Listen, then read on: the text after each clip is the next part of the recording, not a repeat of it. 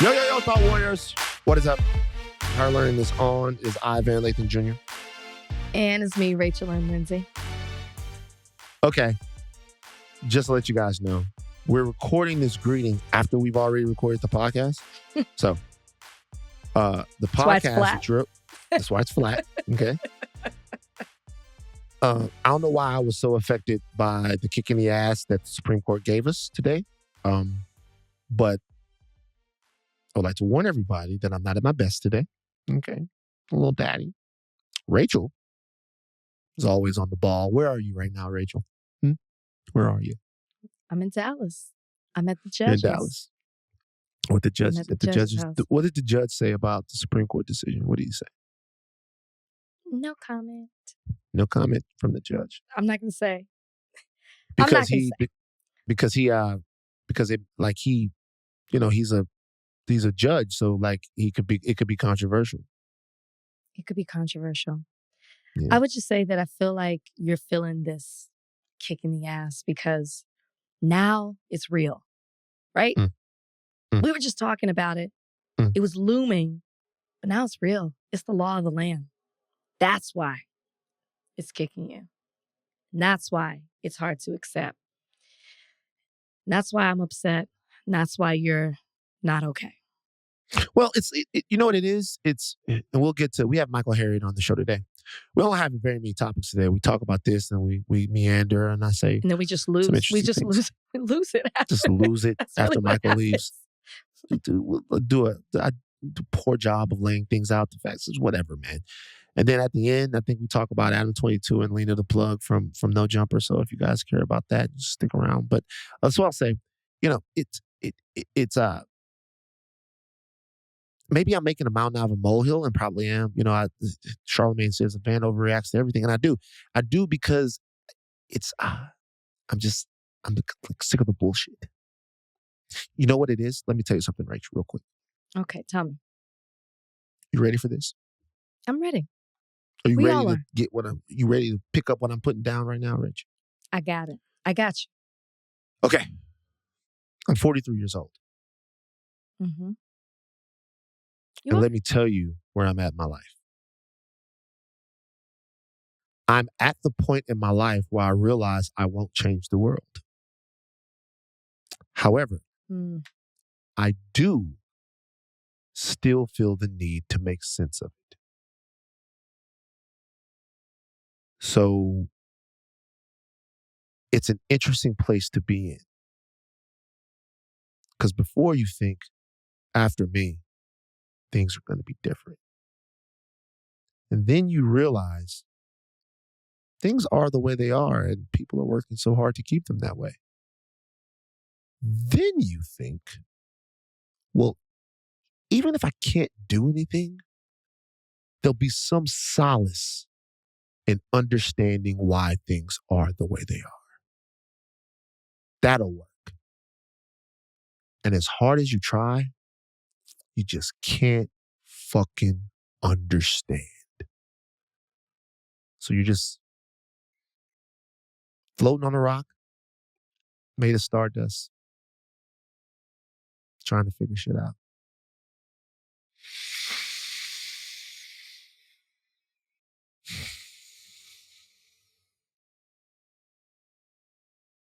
You got anything for me, Rach? Or what's going Okay, on? I'm not going to pick that up, but what I am going to do is throw to our great interview with Michael Harriot.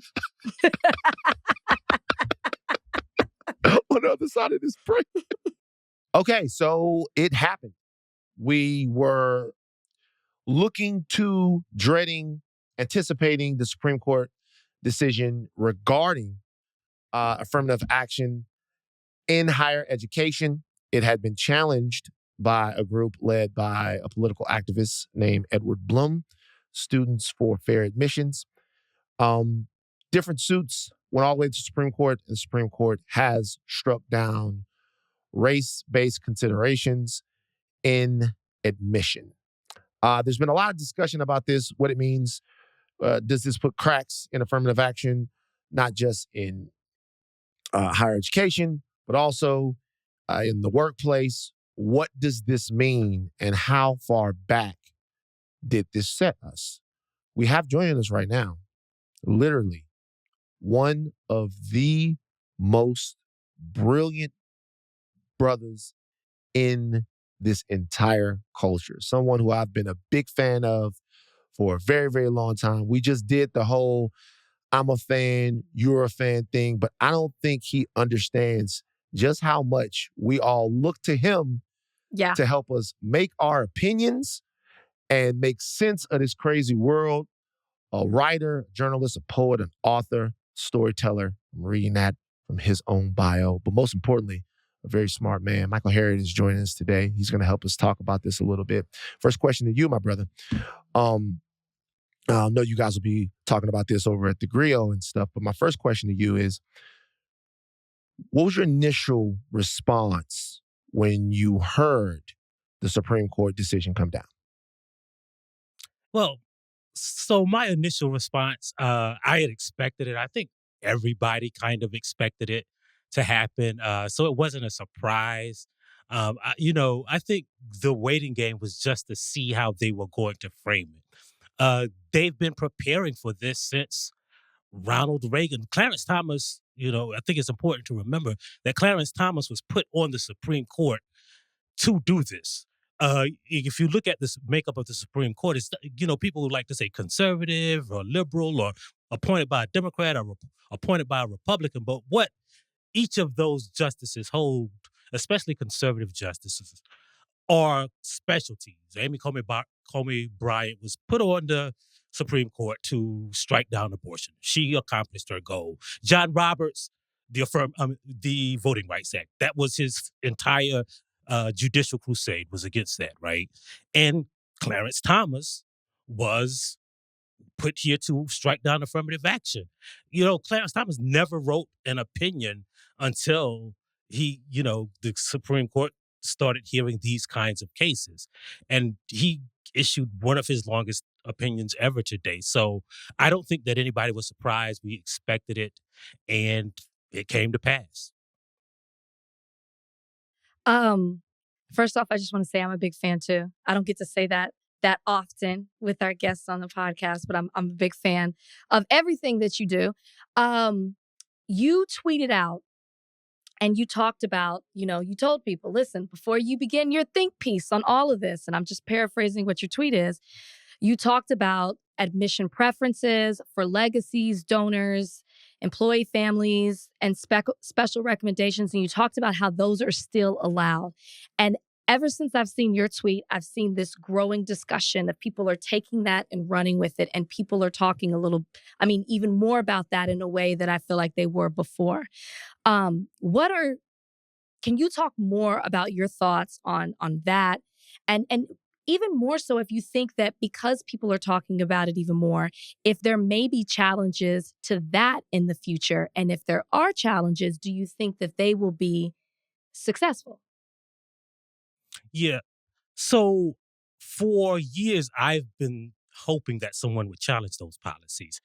In 2019, a group of economists, people always think that I am maybe an English major or a history major. Like my master's degree is in macroeconomics. So I'm a real big fan of it. I taught a college course called Race as an Economic Construct.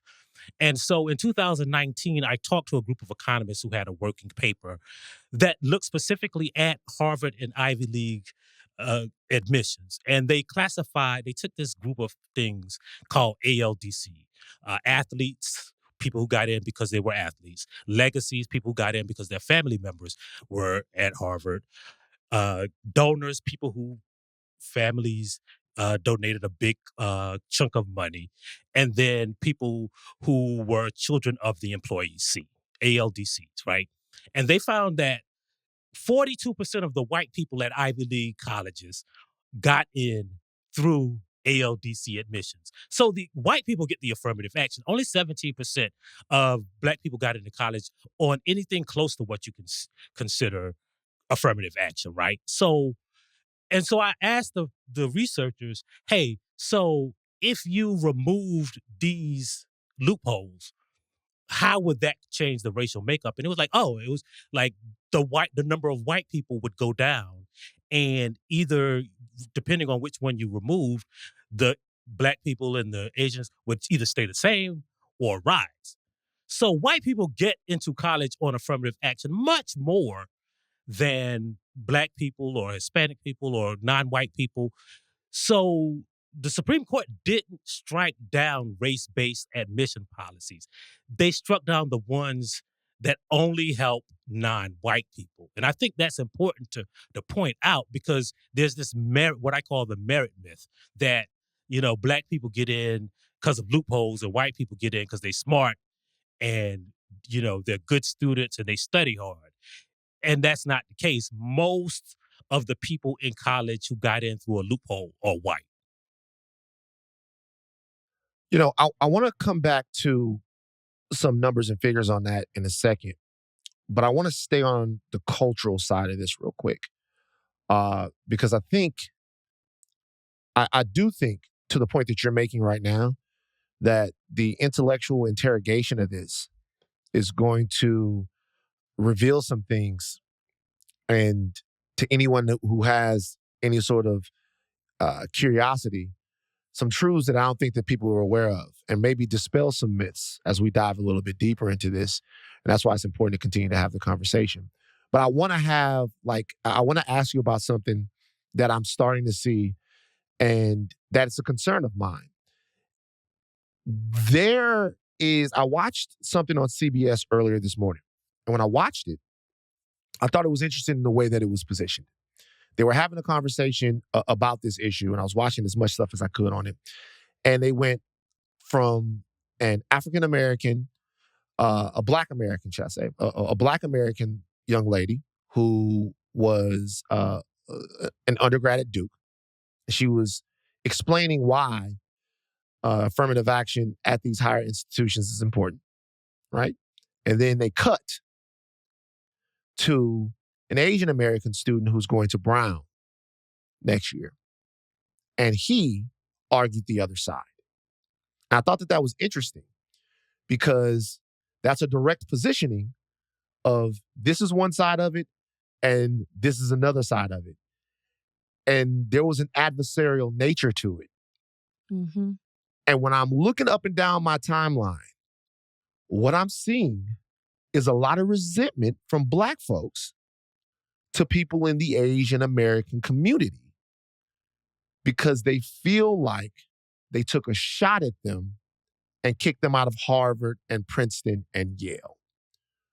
What do we do about that, Michael? And where do those people put those emotions? Because there are fires that are being stoked here that I don't think that some of the people, or maybe they did know, whether or not these things were going to bear out like they are right now, but I see it happening. Yeah, so that is a concern, right? Because we know, when you look at history, when you look at the culture, like, we are the target of everybody. Like, every time Black people take a step forward, the positioning of the narrative is that we're taking something from somebody, whether it's white people, whether it's Asian people. And the important thing to remember now is that all of the stuff that we talk about when we talk about the disparities in education don't apply to Asian people. And I know we like to call it like white supremacy, when the correct word is anti-whiteness, anti-Blackness, right? Because white supremacy and racism is different than anti-Blackness, right? Like, so Asians aren't reduced to red line neighborhoods. Most Asians don't live in red line neighborhoods. Even when redlining was a thing, right? Asian neighborhoods weren't worse to live in for banking standards. You could still get a mortgage in Asian neighborhoods. They were, depending on which state it was, they weren't subjected to Jim Crow, but that legacy did not follow them, right? So when you erase those laws for every other group in America, right, when you make them legally equal, you kind of erase the disparities. But that's what lingers on with Black Americans is that stigma that extends from the history of slavery. Now, my point is always that, yeah, Asian people were at the front of this lawsuit. Yeah, there's that same discussion to a degree with like African and Caribbean immigrants. And yeah, their outcomes Certainly. are better in the American. There's statistically no way to argue against that. Like people who come to America in general have a better statistical outcome. My point is always, yeah, but white people did that, right? Like they constructed a system where as long as they benefit from it, other people, they don't care if the Asians benefit. They don't care if the Hispanics, because, they're going to co-opt Hispanic. Now, first it was Hispanic. Now it's, non-white Hispanics versus, just Hispanics, I guess. And so we are at the bottom of every consideration. So everybody else who even gets close to the proximity of equality and whiteness wants to step on our neck to get an inch closer. And even when they do it, we have to understand that white people did that. If we dismantle the policies that white people are trying to wield as a cudgel against black people, all of those Asian people, nothing will change for them. Nothing's going to happen to the Hispanic people. The people that they are targeting with those policies, we are the step stool for them. And whoever does it, yeah, you can look at the Asians and say, they used you. But this case is a win for white supremacy and white people. Yeah, and I guess this would be a question for both of you, Van, because you brought this up. Is there not being any discussion towards that? Because to me, and we kind of talked about this as we knew that this was about to come up and how it all came about, but there's not any discussion on the fact that, this Asian student was being used for these purposes, and the fact that the purpose behind it is to not blame necessarily white people, but for us to be attacking each other as cultures. Is no one having that discussion? Well, what I think is what you've seen in terms of this is like something that bubbles under that came over to the top, right? The model minority sort of framework says that, hey, there's no way that Black Americans could be systemically disenfranchised or oppressed in America because there have been other groups that have come over here and they've done so well. And when you talk about the model minority, oftentimes, to Michael's point, the Asian American culture, the AAPI culture goes like specifically a couple of different pockets of it go to the top of the list and they go, look how they perform in this and how they perform in that. And so the genius part of what was done with this particular case is that it, in a lot of people's minds, in my opinion, juxtapose what they think is a bad culture with a good one. Right. And then they asked the Supreme Court to really choose a culture. And I'll just be honest with you. The optics of it is choose between a culture that values education, that values hard work, that values all of this, and they're being treated unfairly, and juxtapose that against a bunch of shiftless, lazy niggas who are trying to get somewhere for free that they didn't earn. And that is the quiet part that was said out loud here.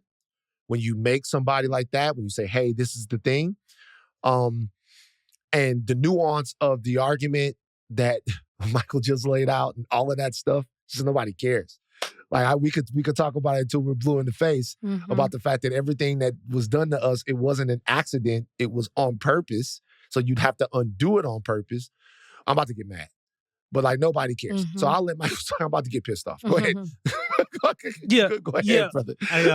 So maybe what I'm about to say is going to piss you off more, but you also have to remember this, right? None of that stuff that applies to Asian Americans and immigrants and Hispanic Americans apply to us, right? You can get the best education as a Black person, and it does not guarantee you economic freedom. It does not guarantee you economic equality. It doesn't guarantee you a job. None of that applies to us, right? So, what all of those people, the white ones, the Asians, should be glad about is just that we don't burn everything down. Because really and truly, the truth is that the reason that a lot of Black people aren't upset about this is not just that they expected it, because that shit don't work for us anyway. Going to Harvard ain't gonna work for you if you think that's gonna give you it. It might get you some respect in the eyes of white folks, but there are statistics that show like the richest. If we're talking about this case specifically, let's talk about this case specifically, right? So, if you're a Black child in America, the richest Black child in a majority Black, first of all, 60% of Black children go to a school that is majority Black. Majority Black schools are underfunded at about $2,226 per student, less than the poorest majority white school district. So the poorest white students in America get a better education than the best two-parent household Black children, right? That's a fact, right? And so here's the thing, right? It's like they talk about what Van said, well, respecting education and the culture and none of that. Why would you respect an education system that ain't never, ever been constructed or equal for us? What education system? What would you respect? Like, why would you respect somebody who threw crumbs on the floor? Why you got to respect crumbs, right? None of that shit works for us. Education, experience, employment, none of that. A child from the wealthiest 5% of Black children is just as likely to get incarcerated as they are to graduate from college. None of that shit don't work for us, right? None of it.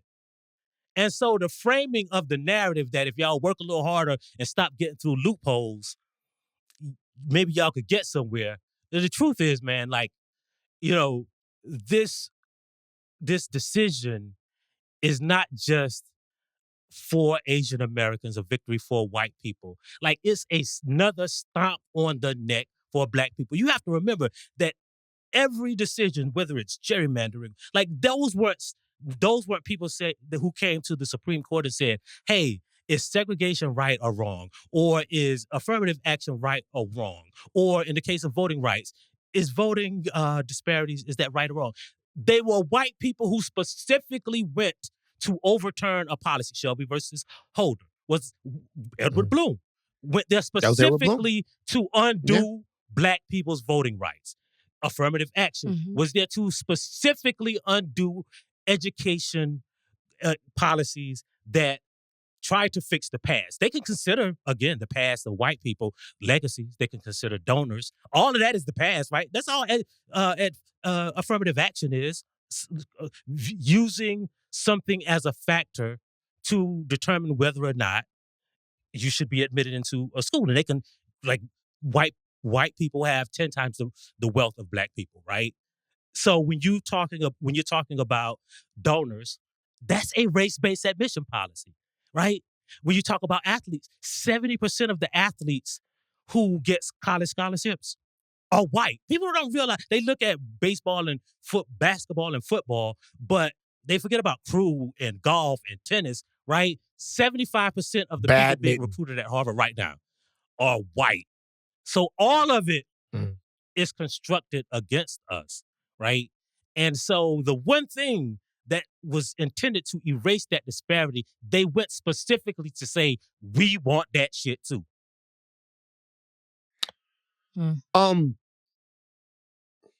Let's talk about the response for a second. So I'm interested in the what now of this. President Biden said some words earlier. He said that he was going to instruct the Department of Education to form a committee to try to figure out what they could do to make sure that that there's the disparity in higher education doesn't grow, because we've seen this before in California. Here in California, after race-based admissions were suspended, race being a consideration was suspended, you saw half of the Black and Latino students at these schools almost overnight. And that's been going on for a couple of decades now, that the UC system has had problems with diversity. After they took it out, it just happened. And you'll probably see this as well. You've seen a number of schools come out and say that they're going to do what they can do to make sure that these things, those same trends don't hold true now. What can they do? What can the president and the Department of Education do? What can an individual school do? They can't break federal law. So what can they do? Right. So there's a couple things that I think we can do. First of all, remember, like this, Harvard is a private institution. University of North Carolina is a public school, right? And so the people of North Carolina, especially the Black people, right, in the state that has such a large percentage of Black people and such a low percentage of students at the universities that it funds, they should file a lawsuit to say, you can't have our money, right? Like that, because it's what it is. I've always advocated that this is theft, right? Like if your state is 20% Black and the public universities are 8% Black, then all of those Black people's tax dollars are being used to fund the education for white students, right? So to do it, we've seen the studies, you got to undo the legacy policy then. You got to undo the donor policy then, right? Because those are race-based policies too, right? And so when colleges undo those, then they're going to have to construct a system, because what we have to remember, right, is no college is saying, hey, we only accept the best students, not even Harvard. What they're saying is we're accepting students based on creating an educational environment that is most beneficial for the students who attend this college, right? And so if you're going to have all white students at Harvard, first of all, it's going to be a worse college, because the Black students and the Hispanic students and those students who were getting in through what they call affirmative action, they were buttressing the reputation of those institutions for those white kids who got in through those ALDC policies, right? Those white kids, those colleges would be mediocre white rich people if it wasn't for those policies, right? And the other thing that we can do, right, is so we can sue to undo those policies, right? Because they are just as unfair as race-based admission policies, if we consider that unfair.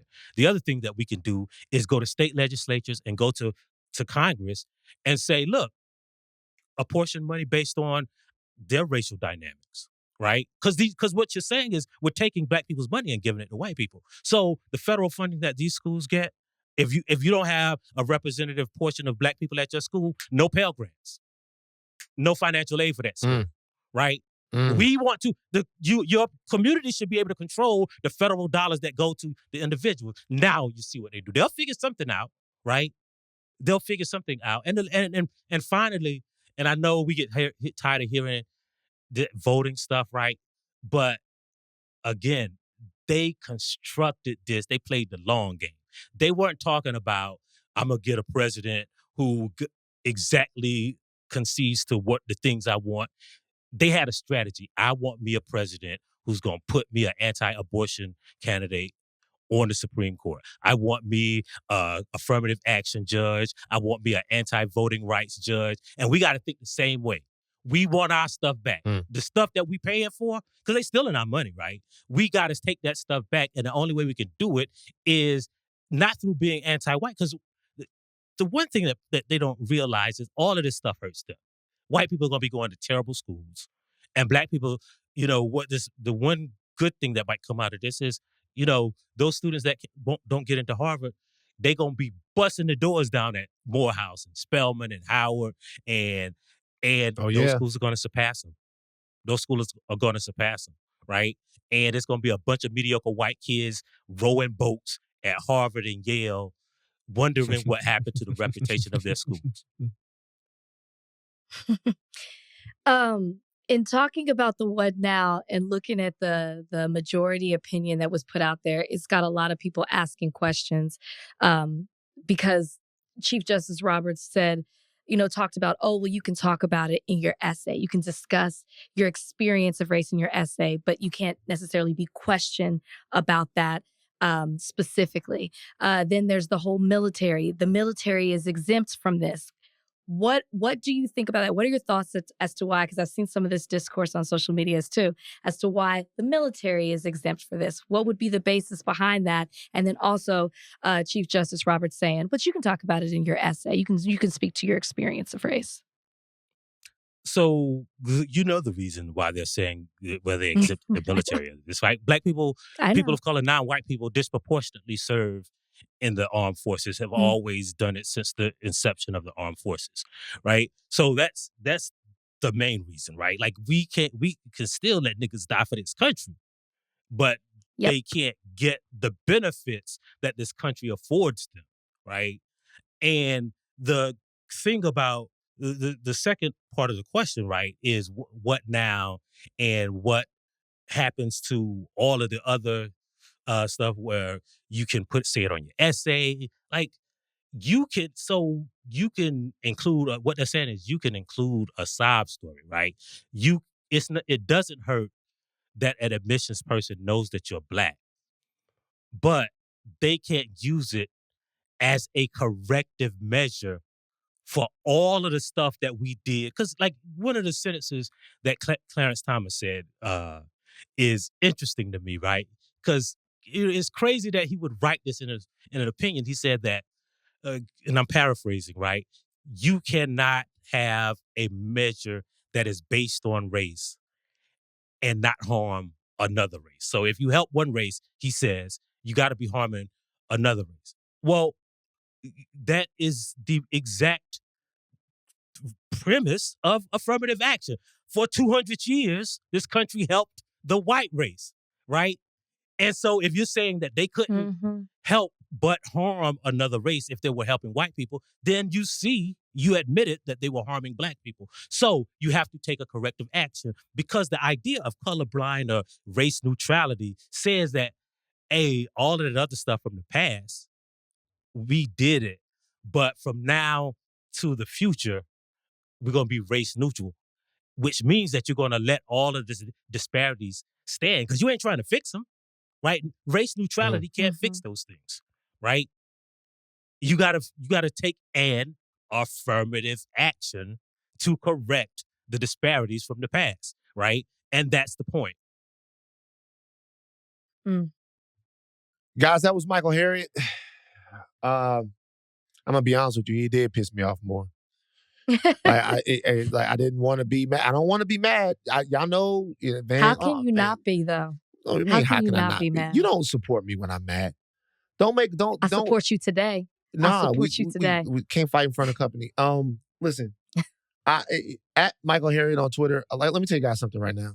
Like I remember there was this one week where I had 3 different friends that were doing shows. This is a true story. I've never told you this. I had 3 different friends that were doing shows. That they had shows coming out. And like 3 different people said, I gotta have him. That's real. They were talking about you. Wow. Like 3 different people were like, oh yeah, okay, so this is my wish list. This is and 2 of them didn't get you. This was my wish list. And it was like, and he was on there, and I was like, oh man, that brother is amazing, bro. It's such a big treat to have you on the podcast. Hopefully there is an understanding that comes out of kind of the assault on Black liberty and advancement that we're seeing at the federal level from the Supreme Court. I've talked about abolishing the Supreme Court. I know people think that I'm a crazy socialist whack job, but I've lost complete faith in the institution and I don't see how they serve us anymore. And if you look back at the history of it, they rarely ever did. Michael, thank you for joining us today on Higher Learning. We will continue to follow you and ask you back for sure, brother. Yeah, thanks for having me, man. I'm so happy to be here. Michael's amazing. Michael's literally one of the most talented guys. I read him all the time. All the time. I'm so happy that that he's animated about it. I'm glad that people are mad. Aren't you glad that people are upset about this? Am I not mad enough for you? As I said, you be getting smile mad on my face. Yes, I'm glad he's mad about it. I'm glad we got him on this podcast to talk about it. And I would imagine that a lot of people are mad about this today. Even, it's like we all knew it was coming. We knew it was coming this week. We knew it was coming today. And still, just to hear, you know what got me worked up is we knew it was coming today. But then when I start reading what the majority opinion is, when I start reading the dissenting opinions, it works me up at just the reasoning behind you implementing this or taking back, I should say, precedent and putting this in our society. That's what gets me worked up. Then I start reading the social media discourse on it, and I'm fired up again. So yeah, Van, I'm mad. So of course, just to give you guys the nutrition, Chief Justice Roberts, in his opinion, and the entire challenge here is based upon the 14th Amendment, which is the Equal Protection Clause that is in the 14th Amendment. It's argued that race-based emissions violates that. It violates that. It violates the 14th Amendment. Of course, like Rachel said, they exempted the military from this situation. It's interesting. A lot of this stuff is interesting. And I think that's another thing when people talk about the legacy situation.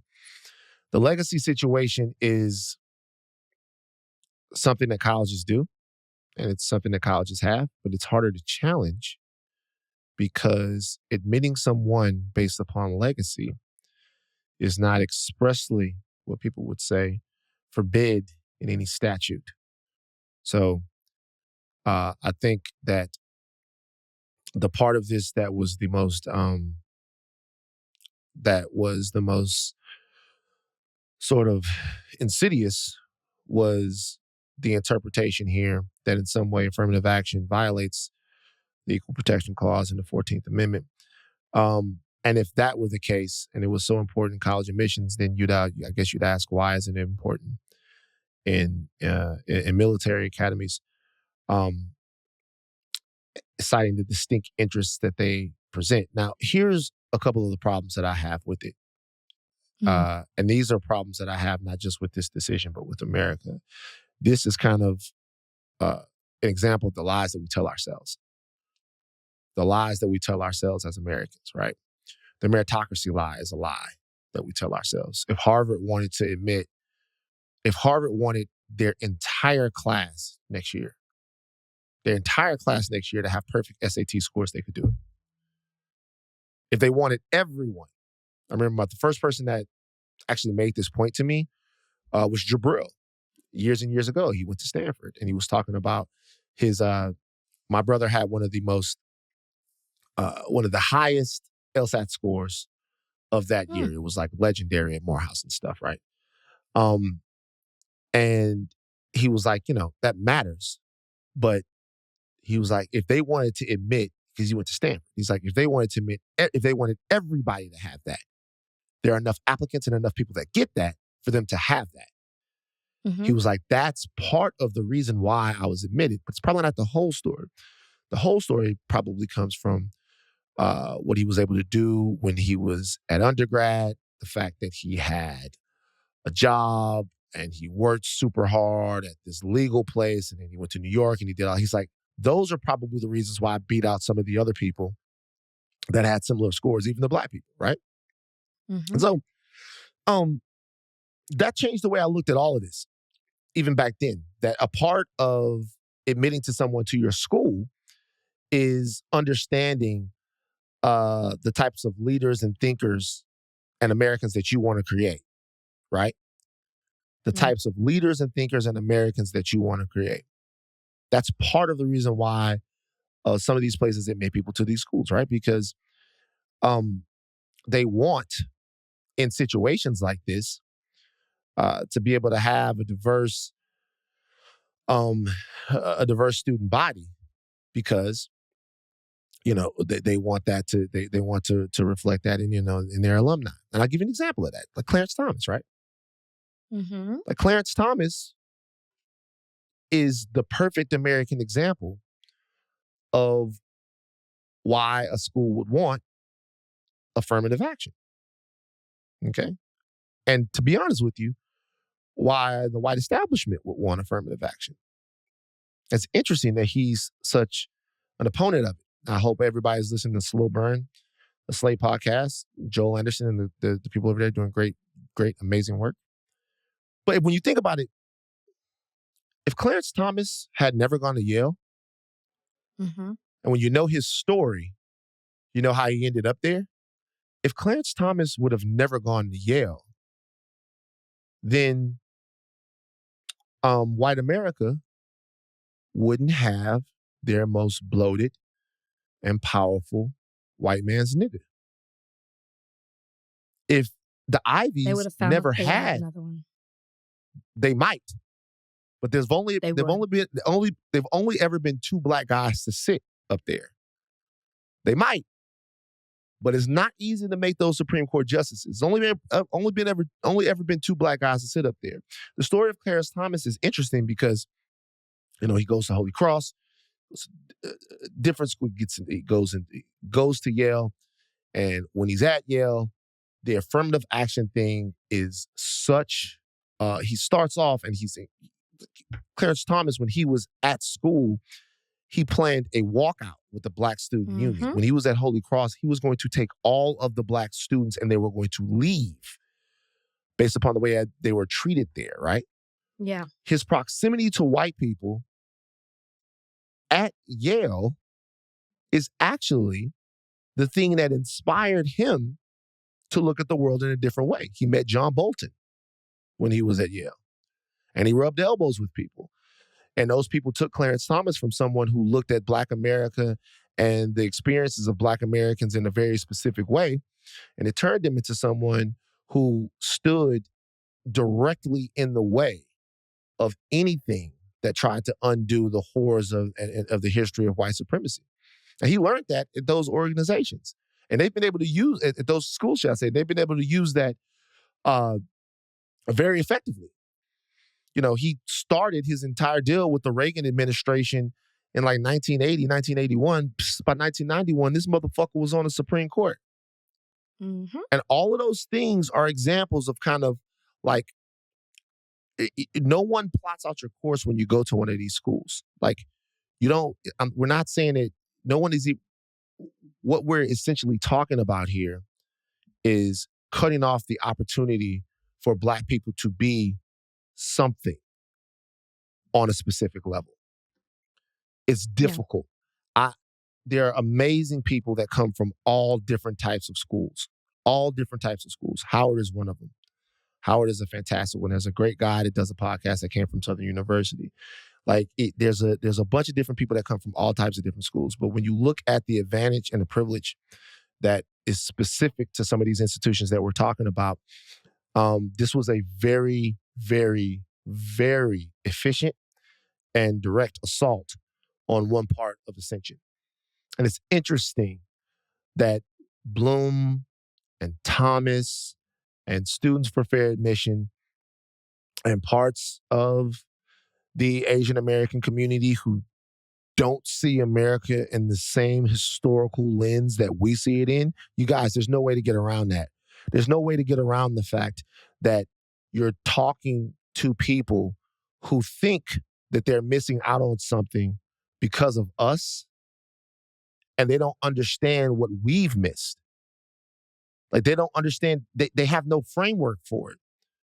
So it's really a stupid fucking conversation when you think about it. When you think about what it means to be Black and what it's meant to be Black, and when you compare that to whether or not you should get a chance to, like, go to college, when you think about what's really owed and what we really should be doing, it's really a stupid conversation to have. So, well, what are you gonna say? What you got? No, I don't want to interrupt you. I want you to finish your thought. No, I'm done. This is the problem with me.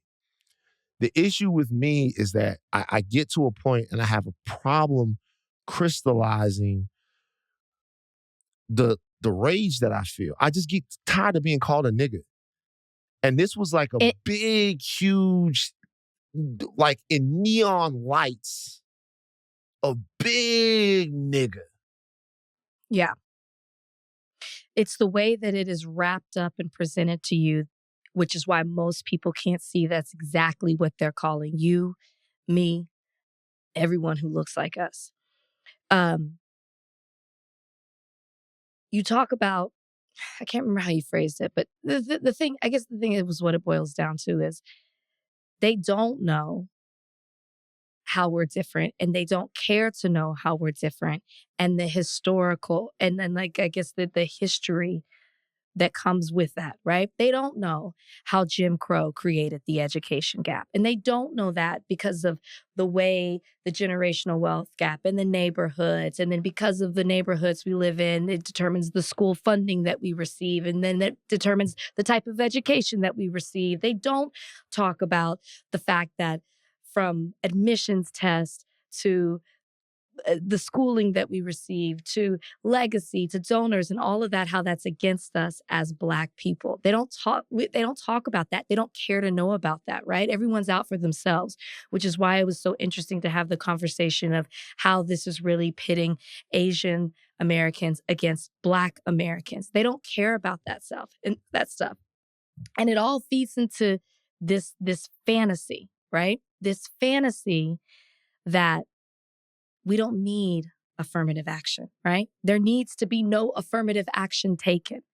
It's this fantasy that we're colorblind. It's this fantasy that, or the words from you brought up, Clarence Thomas, that he says the Constitution isn't colorblind, but yet it's missing that the people who have to interpret the Constitution are not colorblind, right? The people who are reading these admission packages and looking to see who comes into their schools, they're not colorblind. And that's this whole fantasy that they're trying to like tell you, oh, everything is okay. And, we want everything to be race neutral. It's this fantasy that Asian Americans and white people are the victims in all of this, and they're not.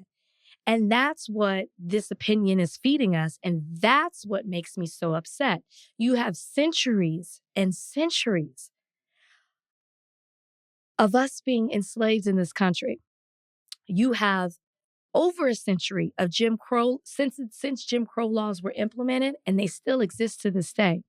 Yet affirmative action, when it was first implemented almost 60 years, or affirmative action was almost implemented 60 years ago, changed again in 1978, so 45 years ago. And for some reason, at that shorter time, you think that everything has been cured and we're all okay. When we're talking about centuries of institutionalized racism, that's the kind of stuff that makes me upset. And nobody wants to look at it that way, except for Black people, the ones who are affected by it. And I'm sick of the fantasy being told, and I'm sick of people believing it. So Sandra Day O'Connor, she said back in the 80s that when discussing affirmative action and holding, that there might be a time when it was no longer needed. And I agree. She said 25 years. She's 25 years. She said in 25 years, it might not be needed anymore. And we beat that. And I agree. I mean, I agree that at some point, there could be a time where we didn't have to consider these things. I agree that's possible. What I don't see is being anywhere close to that. No. If I had children, I wouldn't send them to Harvard, Yale, and Princeton anyway. I think it's important that Black people go to those schools, but I wouldn't think that it's important that my children go to those schools. So whatever. But I think that the narrative here, there are all kinds of legalities that go on here. What's legal to be challenged? It's not legal to be challenged. How this happened, the political activism that had to go into making this happen, how Donald Trump and his election influenced this. Donald Trump has touted Black unemployment. He's touted, Black people had it great. And you hear people regurgitate that. It's directly a result of the court that he helped to create, the court that he didn't help to create, the court that he did create. So all of these things have consequences. We've discussed those. But the bare bones of this kind of exists in the actual reality of Black people today. And are we living in a society right now where things are equitable enough, progressive enough, or sanitized enough to where the history of this country and the traditional patterns of this country no longer need to be considered. And they're just metrics that you can use. Have we shrank the gap between white people in terms of wealth? No. Michael brilliantly plotted out some of the educational disparities. Do those exist? Yes. So, I think the real affirmative action here would be in actually taking a real look at those disparities and how you might come to some different outcomes or fix them. But we're not allowed to do that. And we're not allowed to do that because having a conversation about how we got here is being made illegal in states all over this country. They are literally stopping us from discussing the issue and then acting like it doesn't exist. And everybody's got to play a part in this. Everybody's got to play a part in this. Everybody's got to play a part in what happens next. And what I would say to the president and to anyone else is, I want to see if this is where we are, we're merit-based and this is the whole deal. I want to see class be treated just like race. And that's something that America has never been able to do. America has used race to denote class, but they've never treated class like race. So they've never said that, hey, the privilege that you were born with shouldn't denote where you go. They just say your skin color should. Forget about the fact that your skin color is a direct disadvantage in almost every way. And privilege is an advantage in every way. Like, understand when we talk about wealth transfer, we talk about like parents leaving like fucking houses and cars and money to children and all stuff. We talk about that. Paying for your kids' college, that's a wealth transfer. That's something that a lot of people can't do. If you have money that's been in your family and then you take your wealth and pay for your kids' school, that is a wealth transfer. That is an in vitro wealth transfer. That's an in vitro wealth transfer. That's an in vivo wealth transfer. You are contributing to the future of your children, right? And so what I'm saying is we're talking about the legacy thing now, and obviously that's low-hanging fruit, but the reality is I would like to see legislation that eliminates that. All of the numbers are out there. You guys can hear about it all. I would like to see people really, really on fire. And that includes President Biden, Vice President Harris, and everyone. If we're to a point right now where we can't consider race in creating an equitable America, then we need to have a serious class war, a real one, to where there is an assault on the toxically affluent. And there's no other way around it, because like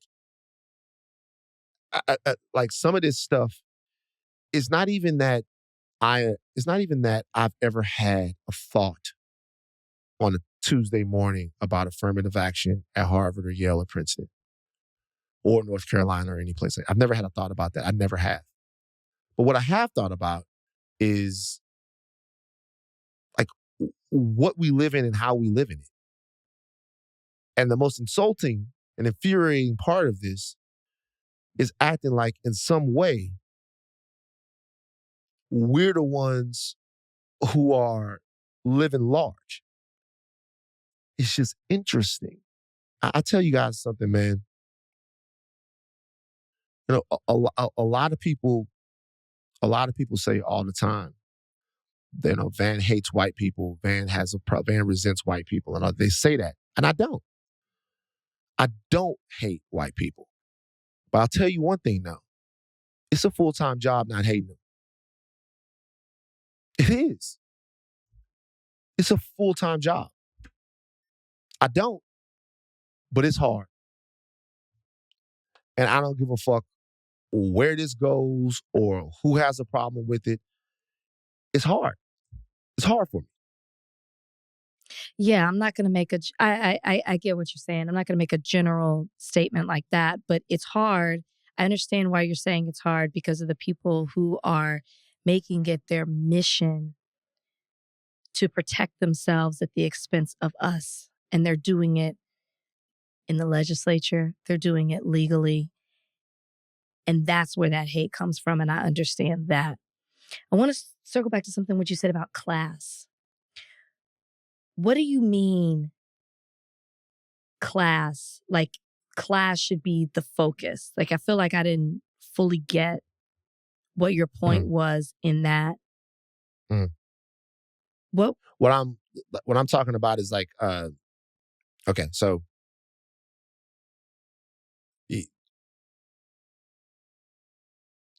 there has to be, in my opinion, when I talk about class, I mean, race to me is, tell you the way I look at this, like the because are you saying they should use class? That's more my question. I guess, but directly and indirectly. So Black people have been America's permanent underclass, servant class, and entertainment class forever, right? Like forever. Black people have been that.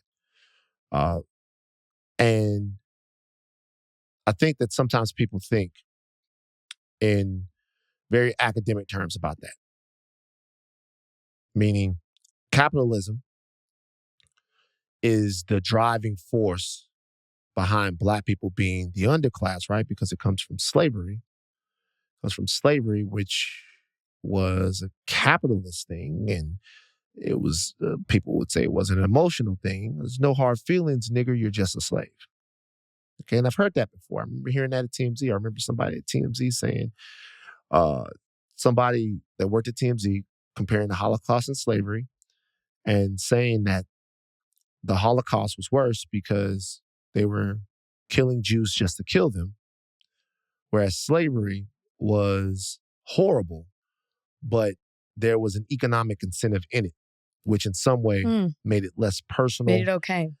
And less directly evil. Okay.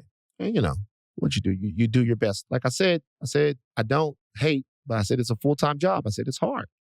And I get that. I said it's a full-time job.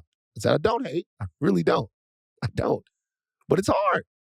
It's hard hearing something like that and then going, who the fuck am I working with? You know what I mean? And it's said in front of a room full of people. It's hard, you know? Sure. And that's why you got to have faith and spirituality and Jesus, and you got to see the God in people, and you got to take everybody at what they are. But, you know, sometimes America makes it hard. I'm not above saying that. But when I come back to that, I think about the lack of context that actually has inside of it. Because one thing begets the other. So what happens is you have a group of people that you've made your permanent underclass because they financially benefit you. They benefit your economy. After a while, you look at those people as less than, at first, shall I say, you look at those people as less than maybe to explain why you have to subjugate them. But after a couple of generations, it's not even that much of a trick. You just think they're subhuman. After a couple of generations, after one generation, 2 generations, you're not convincing yourself that a mother's screams don't matter anymore so that she can go out there and work in your field. You're not convincing yourself of that. You taught your kids that. And you taught your kids that, and then they taught their kids that, and then they taught their kids that. And then, even after these same people are free, you just don't want a nigga to have anything. Sure, you don't want to compete with any niggas.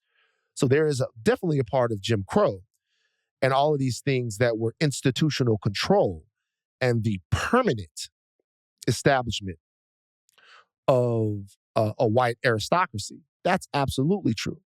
But there's also an emotional and a deep religion of hatred that went along with it. You do not believe that these people are equal to you. You think it's real. And that becomes the reason why you don't want them living next to you. Because you think having them around devalues you. Because they're not really people. And that's the same reason why you don't want them at your schools. And that's the same reason why when they then create their own schools, you make sure those schools are poor, right? So we get to a point after this where, all right, now we can't talk about race. That's gone. Class is still there.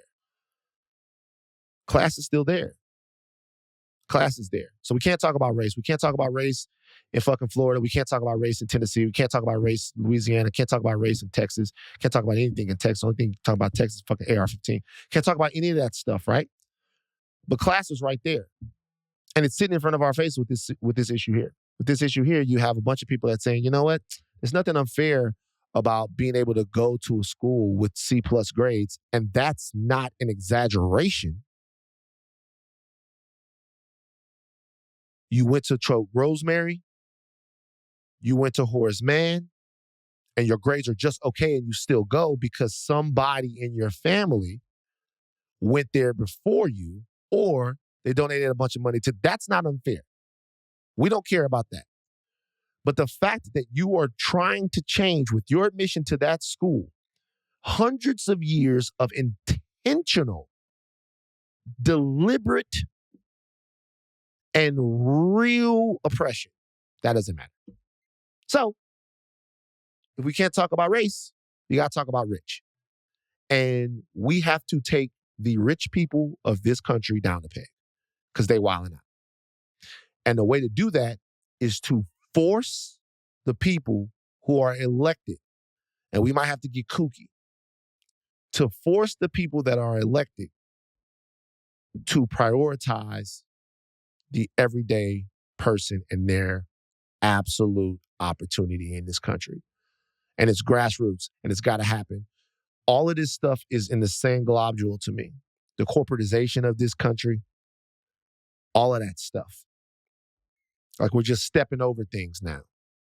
And now the playing in your face as I get to be an older man is like harder. So when I say class, and I'm obviously failing at being concise here, but when I say class, I mean, all right, so we're talking about disparities. Let's talk about them. And let's really attack them. And if we can't attack the disparities, we have to find something else to attack. Because the ball is rolling right over us. Sure. What you now I need you to go on a whole 15-minute rant. I'm not talking No, I'm not you're talking going- 10 minutes. Not going I'm on serious. a 15-minute rant. Because you know, I like legally what recourse, like legally what does this mean? Legally, what does it mean? I mean, it basically means it doesn't mean anything other than exactly what the Supreme Court put out there. Affirmative action, race is no longer considered. I have no answer for it legally. I mean, I asked Michael, I said, well, do you think that people will challenge based on other things? That might be a thing. Maybe it will be a class thing. Maybe it will be standardized testing. Maybe I have no idea. But legally, I don't know. I think the best thing, and I don't know if this will impact different classes, but I do think one of the best things is to take away federal funding. Because that's the only reason that it's applied to Harvard is because they receive federal funding. That's the only reason they were able to rule the way that they were in the Harvard case. Harvard receives federal funding for what? I don't know in what way, but they receive some federal funding. And that's how they were able to, because think about it. That's why these cases are separate, right? Because one is dealing with the public school and one is dealing with the private school. And the reason that they were able to, or their reasoning, is that Harvard receives certain money. So they were able to rule on it under the Civil Rights Act. Wow. That's why Michael said take away federal funding. I mean, you can obviously do it state-wise, but it's like, and I don't know how Biden could do this or if this is even under his, the executive branch, but he's right. If you don't do this, we'll take away funding. And I don't know if you could do that. Even with that, I just pulled it up. $40.9 billion endowment. And Harvard gets $22 million in federal work study funding. Now, let's just look at that. Let's look at that real quick. Because we got to move off and this who topic. Does that benefit? It benefits whoever's in the fucking work study. But let's think about why an institution like Harvard would get something like that. Do you know why? Because it's educational regulatory capture. Because schools like that produce the people who run the fucking country. And then the people who run the fucking country then give money to schools like that don't fucking need it. You don't think that if I was the president or the secretary of treasury, something like that I would write a $50 million Southern University grant? Of course I would. Right. Of course I would. Absolutely I would. It's the better funded stuff that the better prepared stuff, the better. I don't know, man. It's I don't even give a fuck about. I just feel insulted. I don't know. Everybody, I'm insulted. I'm insulted by it. Well, we'll see what happens now. Everybody's saying what they're gonna do. Everyone's saying what we have to do now, what we're gonna do. I think this is just the beginning. What are they saying they're gonna do? I mean, the president said he's going to study it. Various colleges have come out and, recommitted themselves to what they think is in their mission statement, which is having diverse. Come on. And I'm just saying. Upset to even hear you, but it makes me upset to even hear you talk about that. Because it's like what I listen to the president talking. What I don't want to hear the president say is that, he's meeting. You knew this was coming. Right? So I almost feel like you should have already been ready. If there was something that you felt like you could do that was within your powers, then you would have been ready to pull that out the moment this decision was made. You knew it was coming. We all did. They didn't say anything that was different in the majority opinion than we thought they were going to say. And I don't want to hear schools come out and say we're going to abide by what our mission statement says, because there are 9 states that don't have affirmative action prior to this ruling in their public school system or state school system. And majority of those have reported that diversity has been impacted. They're not doing anything. It doesn't matter what their mission statement says. This is what it is. And then I thought to myself too, I said, well, maybe if the majority of the court becomes liberal again, they'll be able to change it. And then I thought, no, are we just going to keep going back and forth with this? Fuck the court. Are we just going to keep going back and forth with, okay, well, when it's a majority liberal, then we'll change all the laws back to liberal. And when it's supposed to be a court that's bipartisan, we know it's not. Do you know what you know what the fucking problem is? The problem is of a group of unelected geezers having 100 times the power of the people that we actually elected. There needs to be a real conversation about power and king-making in this country. And the Supreme Court, if in fact, here's the deal. Supreme Court struck this down with just their interpretation of the Constitution in one decision, right? If we wanted to actually attack the legacy situation or any of these other disparities, it would be almost impossible because you'd have to actually amend the Constitution. You'd have to change statutes because there's nothing to sue on. There's nothing to sue on. There's nothing that says they can't do it. There's nothing to sue on. So that will never happen. Somebody should start it. That will never happen. Okay? They can't fucking do anything together in terms of amending. That will never happen. So that means that you have essentially a situation where a group of people who I never voted for fucking once get to decide where niggas go to college. And as we do this, as they get to decide where niggas go to college, they get to decide if ladies have babies or not. They get to decide all of these things. Like, we have to have some conversations and we have to have some real mobilization of that is based in the reality of the situation that we're in. The reality of the situation right now is we're in a politically activist court, a rogue court that is not indicative in any way of the mores and values of most Americans. And we have half of the country politically, maybe not half, but a large portion of them, who just refuse to see America for what it is. And the only way to change it is to find a way to hurt rich people. If you consider me rich, I'll hurt myself if it means hurting them. So like I'm saying, man, okay, cool, let's move on. You know what? Let's move on. We're gonna have a new segment. And it's positive news of the week here. Okay, because everything else is fucked that we could talk about. All right, everything else is fucked. We stayed on that. I wasn't smart at all. I'm sorry, guys. I lost it. It's cool.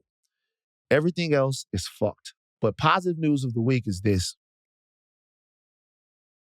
Over at No Jumper, this is a positive piece of news. Well, we're taking a huge left turn. But we got to do it. We got to do it. Over at No Jumper, this something positive happened. Mm-hmm. Congratulations to Adam22 and Lena the Plug of No Jumper. Because Lena the Plug did her first porn scene with another man. Adam and Lena do porn scenes sometimes. Adam is, of course, the leader over there of No Jumper. He's the guy that's in charge. They do porn scenes together. They have the No Plug podcast. They do stuff. And for a long time, they would do threesomes. Adam would have sex with some of the hottest ladies in the adult industry. Lena would be right there. Then Lena would do girl stuff.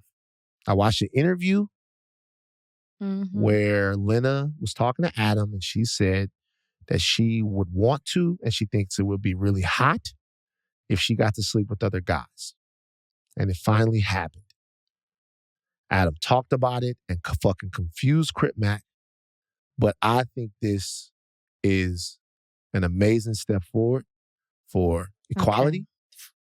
Okay. I think it's a very important development in their relationship. It shows trust. Okay? Oh my God. Lena looked very happy. The nigga, I guess, he came up from behind her in the situation and that motherfucker looked like he played, like he was a jack linebacker. You know what I'm saying? Okay. So I just want everybody who's judging this to know that in the porn world, the couples frequently do scenes with other people. And I never thought that it was fair that Adam could sleep with Lena's friends. Oh, wow. Is that what they were doing? They were sleeping. Like Lena would have friends, Riley Reid, the rest of them. Adam would sleep with Lena's friends. They would all have a threesome. I'm sorry. I'm not up to date. I barely know who these people are. I know Lena only Adam. So sorry. With the niggas from Blacked.com. Now, let me ask you this. There's been some talk about this. Adam is white. Lena's Armenian. The guy is black. Donnie, jump on real quick. No, Donnie, You're don't married. do it. Donnie, I beg Donnie, of you. jump on. Donnie. I'm here. Donnie, jump on real quick. Yeah. He doesn't even want to show his face. Could you imagine any scenario where it was, if you were in the porn world, do you think you'd have a problem with your wife doing scenes with men? I don't. Donnie, don't. No, I feel like I would want it to be equal. I get it not being fair. Like I can't see myself being. Wrong answer. The answer was you wouldn't do it. No, I'm saying you wouldn't do it. I would. So this is me like stepping outside of myself. And if I was able to sleep with these other, led with that. Saying sleep with is, I feel like, a weird choice of words too, because nobody's sleeping. But if I were to have sex with these other ladies and she wasn't able to, or she was just having sex with ladies but not able to have sex with men, I feel like that wouldn't be fair. It's not fair, right? No, that's unequal. And that's not what we're about. We're about equality. Exactly. Adam was a little, I told him we would be talking about this. Adam was a little trepidatious about letting people know the whole nine and all of that stuff. So, this is equality. We're probably the only people talking about it, so. Nah, that's not true. But I mean, really, I'm just doing it now because I'm like, can I have a real moment with the audience real quick? Fuck the no jumper shit. Let me have a real moment with the audience real quick. Like, seriously. And, we can leave after this, but I want to tell people this. Like, I'm unwell. Okay? Like, I am. I admit it. Like, I'm unwell. I used to, as a child, I used to watch, everybody else would be watching fucking the Terminator going through a fucking a police station killing people. And like, everybody's like, oh my God, Arnold Schwarzenegger is such a badass motherfucker. And I would be thinking, what happens when you die? That's what I would be thinking. I would be thinking, like, what happens when you die? I don't think that's wild. Like, he just sent 15 niggas to the hereafter. Like, where are they? Where are they right now? And I would go talk to my mom. I'd be like, I just watched this movie. All these people got killed. Like, where are they at now? And my mother's like, Jesus, you believe in Jesus? They're with Jesus. Stuff like that. It's like, how do we know? We don't know anything about them. Like, they might not be with Jesus. They might have gotten sent to hell. And I just wonder, like, I would legislate the stakes of the Terminator movie. Like, I get grasped, I get like locked on to the thing that this is like the one life that you get. You ever think about that? All the time. Actually, all the time. But that what makes you say that right now? One life. Because you get one life and you got to spend it getting your ass kicked by people just because of who you are. You get one life and you got to pretend like shit isn't the way that it is. You get one spin on this globe. Like, you get one spin on this globe one time to like smell flowers and to like swim and to do all of that. And somebody might blow your head off just because. Somebody might fuck over you for years and years and years and years and then tell you that there's not even anything that you can do to make it right. And everybody else just goes to brunch. And it's not like I do anything. It's not like I'm out there like actually, it's just like, it just girts me up. I just get girded. I get girded. I just get girded up. I just get tired of being played with, man. Like, that's why I do so many things where I can control stuff. Where I play Madden, where unless the game glitches, I can either win or lose. Where I like basketball, where I like fucking comic books, where I like stuff where I can fucking, where it's either not real or I can fucking control it. Of course. That's the escapism. Of course. Of course you do. I think about that all the time. Because when I start thinking about this stuff, yeah, I get mad at everybody. And then I say stuff, whatever, man. Like that you hate white people? I never said that. That's not what I said. I never said that. I said I don't. And I really don't. You work at it every day. I know. You work at it every day. I'm saying I don't. And I said I really don't. I don't. In a real way, I don't. Don't hate anyone. But what I'm saying is, just walking around this motherfucker being from Louisiana and having people say stuff like, oh, it's mixed. Why can't I say the N-word? And then, oh, shit, this is different. And like, shut the fuck up. Shut up. Shut the fuck up. I'm going to jump the gun because I'm going to try to not change your mind. Try to take a turn to make you think about Adam something and Lena, else. that's good news. No, that's not what we're going to do. What I'm going to do is I'm going to jump the gun and introduce a segment that you wanted to introduce next week. What is it called? What could go wrong? Okay. And try to take your mind off things for a second. What could go wrong? Right? I'm going to tell you some news that came out. And you tell me what could go wrong. What could go wrong with this? Okay, let's do it. Dr. Conrad Murray. You remember him? Nigga that killed Michael Jackson. Mm-hmm. So he is opening up a medical institute 12 years after he was convicted for involuntary manslaughter. He's opening it up in Trinidad and Tobago. What do you think could go wrong with that? Okay, this is what I would say could go wrong with that. You say Trinidad and Tobago is where he's opening it up? Yeah. Trinidad and Tobago. So he could open that up and give poor medical care to people that causes Black people, to be hurt. And no one would care. Okay, wait, However, I feel like I made you upset again. He then could have somebody that was white come down there and get medical care. They could be American, doing it for the cheap.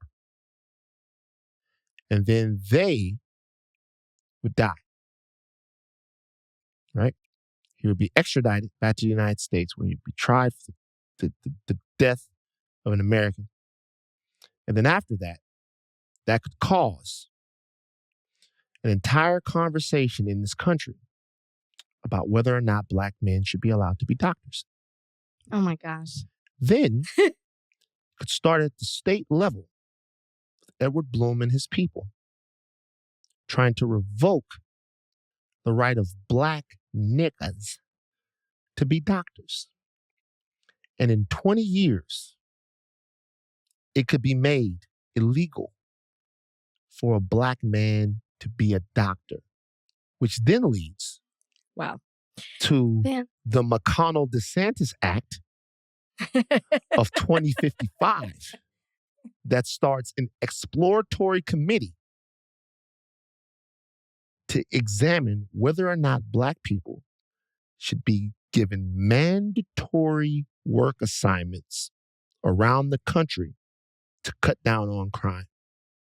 So the worst that could happen at any time, the answer to this question is they could bring back slavery. That's what it always comes back to. We should always end the segment with that. The goal is to bring it right back to where it started in this country. What's the worst that could happen? They could bring back slavery. You guys, I'm unwell. Rachel, we didn't do pleasantries. We didn't do pleasantries. I know exactly why. First off, you already had a really tough start to this podcast. To add on to everything that is happening currently in this country, you couldn't even get to where you were going. How long? How many hours were you at an airport today? So I want to shout out to Kai. I'm in Northern California right now. I want to shout out Kai from The Ringer, producer Kai. I want to shout him out because I was trying to get to San Francisco, and I couldn't because the flight was delayed over and over and over again. Really delayed more than anything, like delayed from 9 all the way to fucking 4. And we had to do the podcast, which were already late. So thank you to Rachel and Ashleigh and Chloe and Donnie. And we then, I had to figure out how to record. So Kai, one of the best young producers at The Ringer, lives near the airport. So I came over to his house, and now I have to drive from where I'm at to get to my event. So shout out to Kai. Thank you very much. But it's been a long day of me just reading about race-based shit all day. So I'm a little fried. Fuck everything. Mm-hmm. Class. Mm-hmm. In the legacies. Go to HBCUs. I don't know. They fuck over them too. Rach, say something to cheer me up, Rach. Come on, let's cheer each other up. Well, let's be cheery. I tried to distract you when you brought it back to slavery. By bringing up Conrad Murray? Hold on for a second. This is hilarious. So I said Rach, distract, not cheer you up. I said distract. Conrad Murray, the nigga who killed Michael Jackson. I saw something that said they're going to put Michael Jackson on trial. Is that true? Donnie, did you see that? Well, that choreographer won't stop. Yeah. I don't know if they're putting him up. Wow. He's suing him. Won't stop. Jesus Christ. Wade. That's so tough. Wade Robeson is his name. That's true. Sorry. He's continuing to sue him. He won't stop. Take it how you want it. So you think he should stop? I'm just saying he's still going. What if Michael Jackson fucked him in the ass, though? So, he definitely shouldn't stop then. No. He shouldn't, but I thought Michael was found innocent. From a legal standpoint, can you try somebody who's dead? What is actually that he's doing? It's Wade. I don't know. Right? Let's look it up because I know this is another We're just fucking, it's not even in the podcast. We're just vibing now. Let's see. Wade Robeson, Australian dancer. His corporations are facing trial over most. So let's look at it. Michael Jackson's accusers can finally get their day in court because they say the company was complicit. So this is a civil suit. A 3-judge panel of the California Court of Appeal breathed new life into the child molestation claims brought by Leaving Neverland subjects Wade Robeson and James Safechuck as Michael Jackson's. The plaintiffs alleged that MJJ Productions, Inc. staff were complicit and aided Jackson in grooming, sexual abuse, and cover-ups. So the men have a legal case that can be trialed with allegations that both that they were molested by Jackson after the pop star befriended them when they were children. So I'm unclear of how this goes. Is this a civil? This would have to be civil, right? It's a civil suit. It's a civil suit. What's your thoughts on this? Hold on.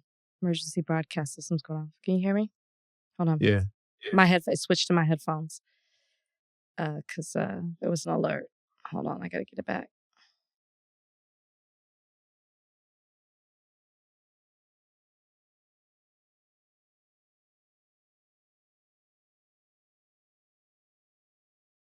Can you hear me? Hello? Mm-hmm. Okay. I'm not giving my thoughts on this. Why? First off, I feel so sorry for anybody who's listening to this podcast because once Michael Harriot left us, things just took a turn. The podcast is fucking over. No, I'm not going to get into it. I'm not going to get it. We've been promising them for years at this point that we were going to have a deep dive on Michael Jackson. What I'm not going to do is prematurely talk about it on an article that I haven't even read. I've literally just read the headline. We're not that type of podcast. Sorry, I'm not. And you already tried to turn what I said when I said he's still going. Let me ask you this, seriously. Don't you feel like with the Michael Jackson situation that people have, you know what I'm trying to do? Rachel, come. It's like,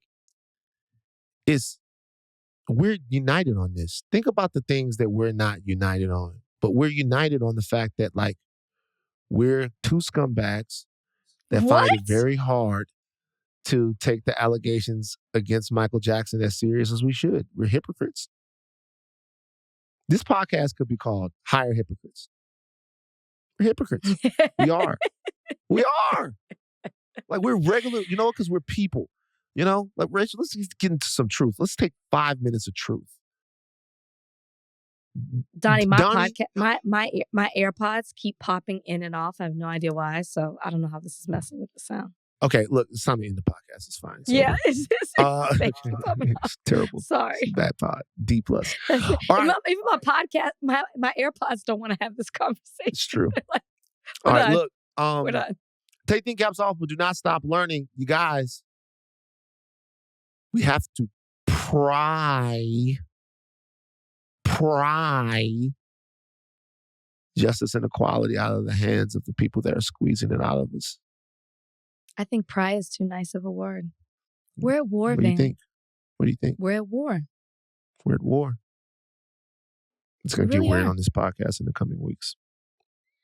A lot of things have been going on. It's tough. You need a nap. Okay. I do. Take the caps off, but do not stop learning. I'm Van Lathan Jr. Wait, before you go, I'm sorry to cut you off, Rachel. We do have the Summit of the Sexes announcement. We could end on that note. I was going to record that after the recording, but let's just put it in the show.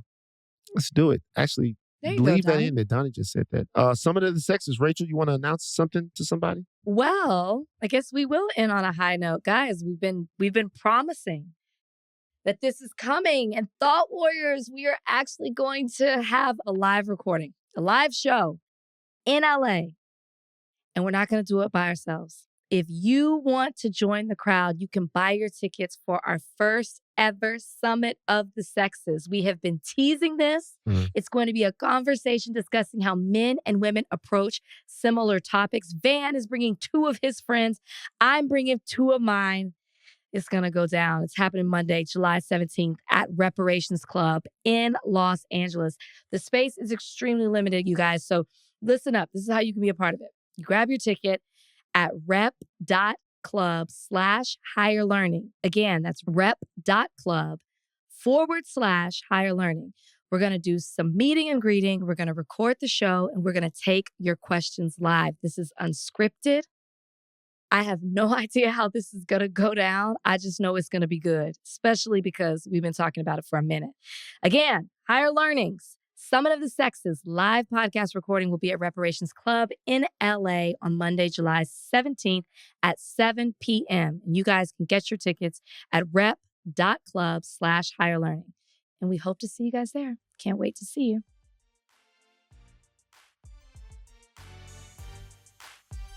I hope you guys come to the Reparations Club. Bye, everybody.